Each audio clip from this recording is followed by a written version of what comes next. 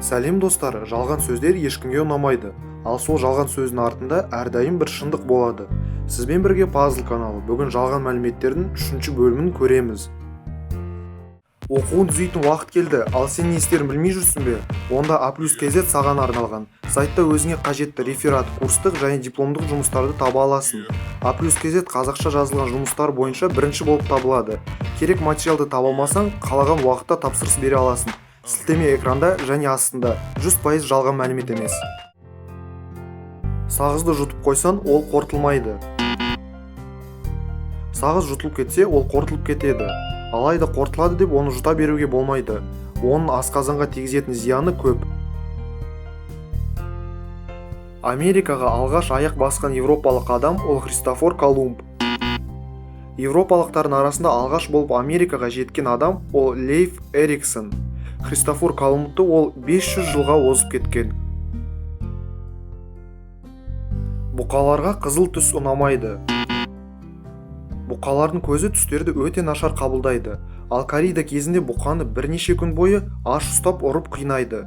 Алаңға шыққан сәтте ол қызыл түске емес адамдарға ызаланады. Ал осы жалған затты 90-шы жылдың балалары жақсы түсінетін шығар. Сега немесе Денди телевизордың кинескопын күйдіреді. Солай ойлайтын болсақ, онда кабель, DVD немесе сол кездің видиктері кинескопты күйдіруші еді. Ойын приставкалар тура басқалар сияқты видео сигналдарды жібереді. Сондықтан бұл таза жалған мәлімет. Ұшақпен ұшу қауіпті. Ұшақтан қарағанда жерде жол апатына түсу қаупі әлде қайда көп. Жылына әуе апатынан 990 адам, ал жол апатынан 1.250.000 адам көз жұмады. Ленивец жалқау жануар. Негізінде ленивецтің ағзасы солай жаратылған. Ол жалқау емес. Тіпті ас қорытуы да өте баяу екен. Сау тіс әппақ болу керек. Тіс дәрігерлердің айтуы бойынша сау тістің түсі кішкене сарғыш болу керек. Ал әппақ тістер ол теледидарда жарнама ретінде көрсетіледі. Уолт Дисней Микки Маусты ойлап тапты. Атақты Микки Маус тышқанын ойлап қағаз бетіне салған адам ол Аб Айверкс. Банан қабығына тайып құлап түссе болады.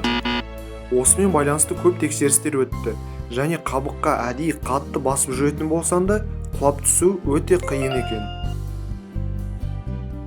Арақты және басқа ішімдіктерді ішкенде дене қызып, жылынады. Арақ ішкенде тамырларда және теріде қан тез қозғала бастайды.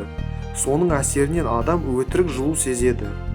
Бұл сәтте негізінде адам керісінше жылуды жоғалта бастайды екен. Ал бізді сендердің лайк пен осы қоңырауша басқандарын жылытады. Бүгінге осы барлық сілтемелер видеоның астында. Пазлға жазыл.